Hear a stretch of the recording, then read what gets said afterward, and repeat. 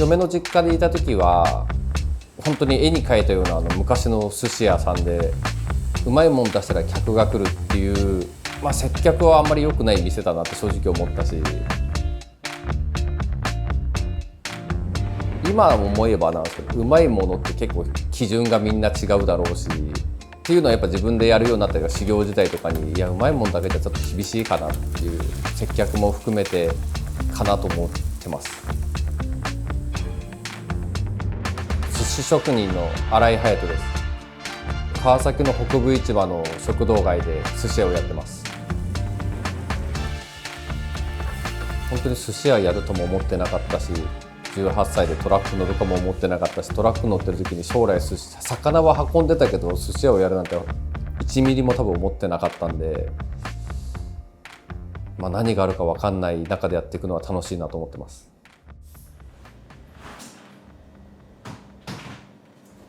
結構転々としたんですけど、ちゃんとやってたのはトラックの運転手をちゃんとやってました。当時も若かったし体力もあったから、労働時間は長かったけど変なしお金になるっていうので、すごい楽しかったですね。一人で音楽も聴けるし電話もできるし楽しくやってましたね。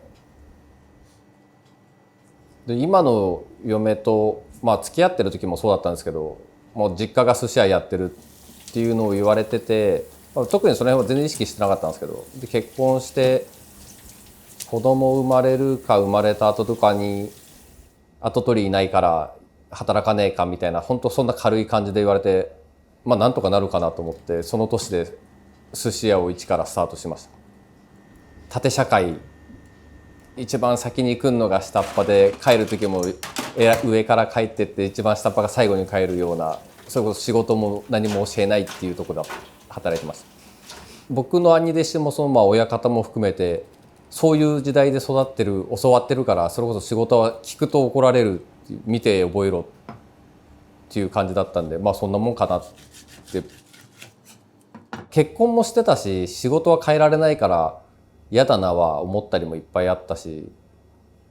あまりにも陰険な兄弟子のいじめの時は多少言い返したりも僕はしてたんで、それが発散になったのかなんかでやめずに続けられましたね。やっぱ縦社会で僕がどんなに仕事を覚えようともやっぱ兄弟子を超えることもできないっていうのもあって、一応よそで修行したいっていう話をしたら別にいいってなったんで、修行させてもらってるところが全然イメージと違って年配の人が多いところだったんですけど、それこそ見て覚えろとか一切なくて、なんか分かんないことを全部聞けよみたいな。その僕を教えてくれたのは当時で50から60ぐらいの方だったけど、なんか俺が若い頃は見て覚えろって言ってたから寿司握るのに10年かかったよ、教えればマジで1週間で寿司握らせてやる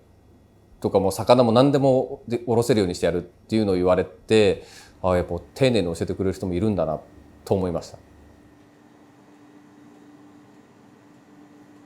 ノートとかを取ろうとノートっていうかメモを取ろうとすると、そんなの取らなくていいよって全部聞け、100回聞いてもいいよ、さすがにお前でも100回聞けば分かるだろうみたいな感じだったんで、すごいなんて優しいんだと思っ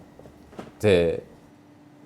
今までそのいたところは自分だけがっていう、俺がの店だったところが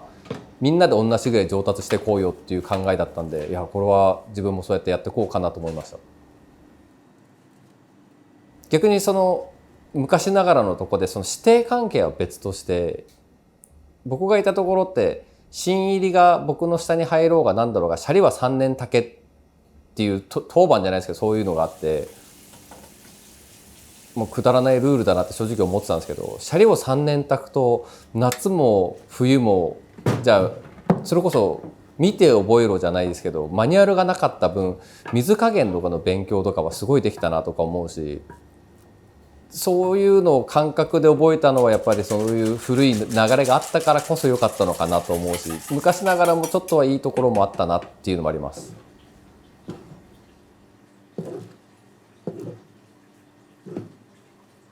嫁の実家を出てよそで修行してて、そしたら途中でそろそろ戻ってこないかっていうのを言われて、また戻ることにして、その嫁の実家で一応跡取りみたいな感じでやらせていただいてたんですけど、仕入れを北部市場で一緒に仕入れをしてる時にちょうど今のここの寿司屋の店舗が空きが出るってなって、で当時の水産組合の理事長の人にやらないかって声をかけられてもらって、その話をもう親方にしたら全然やりたいならやればみたいな感じで許可をもらって辞めてここで独立することになりました。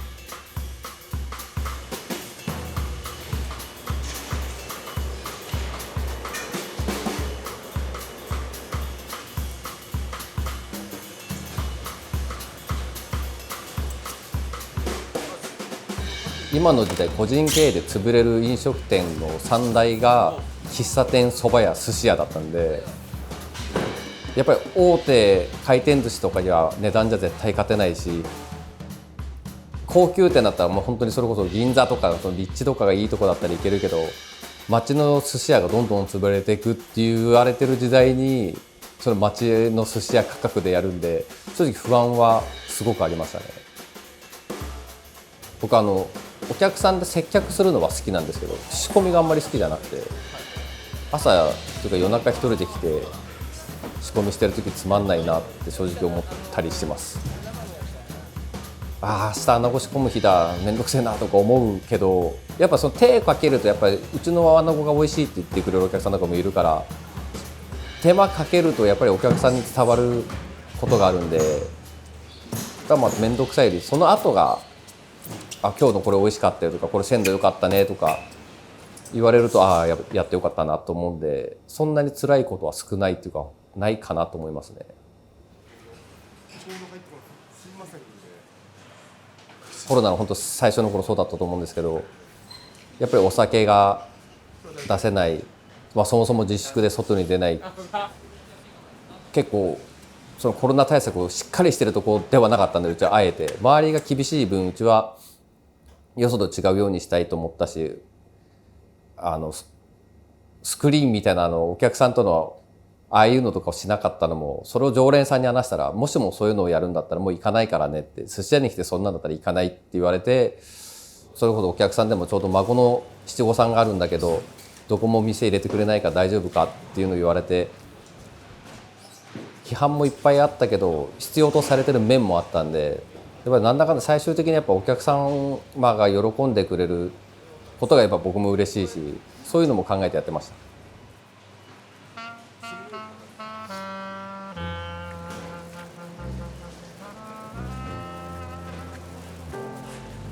若い頃は遊ぶ金欲しいとかいい車乗りたいっていうのが始まってって、で結婚してじゃあ家族を養ってはいけないって言って仕事は当たり前のようにするし、だけどなんかそんなに他に楽しいことっていうか仕事だけ、うちの父親当時カメラマンで、僕は子供の頃に多分今で言う仕事人間だったっぽいんですよ。だからそういうのを見てて、休みの日に僕別に父親にどっか連れてもらったこともないし、だから僕は休みは休み、仕事は仕事でメリハリをつけて、でも生きていかなきゃいけないから仕事でお金も稼がなきゃいけないけど、それだけじゃちょっとつまんないなと思うんで、プライベートはプライベートで、大した趣味もないけど分けてやりたいなと思ってます。最近は特にもう子供も大きくなったから好きな酒飲んでとか、フラッとラーメンを食べに行こうと思って厚木まで行っちゃおうかなとか、そういうことぐらいですかね、今の楽しみは。でもないとやっぱりつまんないかなと思いますね。料理は夜ご飯は基本的僕結構作ったりするんですけど、なんか友達来てるからお寿司ちょっと持って帰ってきて、絶対僕は嫌だって言いますね。仕事じゃないんで。そんな感じで寿司は握りません。割り切っちゃってるから寿司作るのは仕事なんで、だったらカップラーメン食べた方が寒い冬とかは温まるしいいかなと思います。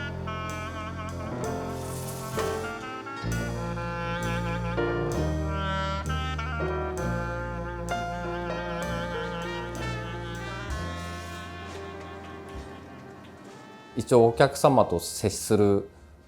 から、サラリーマンの方が当たり前のようにネクタイするとか、営業で来る人も基本的にみんなネクタイしてるし、僕も職種は違えど営業だと思うんでネクタイします。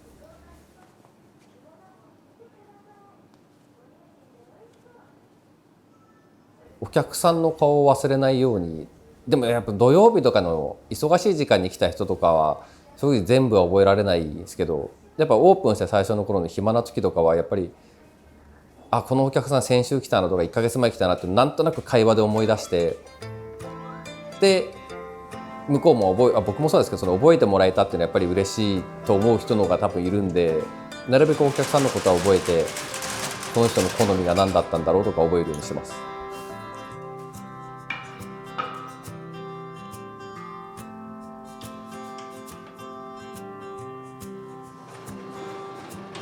ちっちゃい頃は将来社長になりたいっていう、その別に何の社長かもしれないし、社長になっても今思えば赤字の社長もいるし黒字の社長もいるから漠然としてて、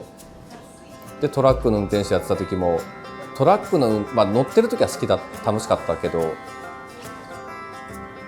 なんでトラックの運転手やったかって言っても給料がいいからやったっていうだけであって、そうですね、何をやりたいっていうのも本当に特にないかったから、うちの子供今大学生で何の勉強していいのか、就職も含めて何の勉強していいかわからないってやっぱ言うけど、自分の時は何も考えてなかったんだから、とりあえずやりたい資格とか取りたいだって好きに取っていいし、将来なんか急にふとこれやりたいってなるかもしれないかなと思うんで、別に子供の就職も僕より真下から全然何も考えてなかったと思えば、今の子たちの方が考えてるなと思うんで。でもなんかうちの感じの生食用のやつだから火もったいないから僕は結構割り切りたいなと。その代わり仕事中は一生懸命やるけど、プライベートはプライベートで家帰って酒飲んでテレビ見てる時間が例えば1日に2時間とか3時間しかなくても、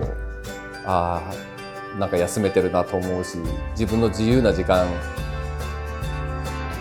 があるからこそ仕事頑張れるかなと思います。じゃあこの仕事は大切に守っていかなきゃいけない生活もあるからと思うんですけど、そうですね、 100% 仕事ではないですね。それこそ僕が勤めたところ、その縦社会のところとかだと、当時中学出てすぐ仕事しなきゃいけないというか、生活も含めてって考えると仕事一本だったのかなとか思うんですけど、僕の場合なんかも全然若い時は本当にそういう仕事はしたくないと思ってたし、もしお金がすごいいっぱいあるんだったら多分仕事はしたくないかなっていうのはあるんですけど、仕事しなすぎるとアル中になると思うんで、仕事はするけどがっつりは働かないと思います。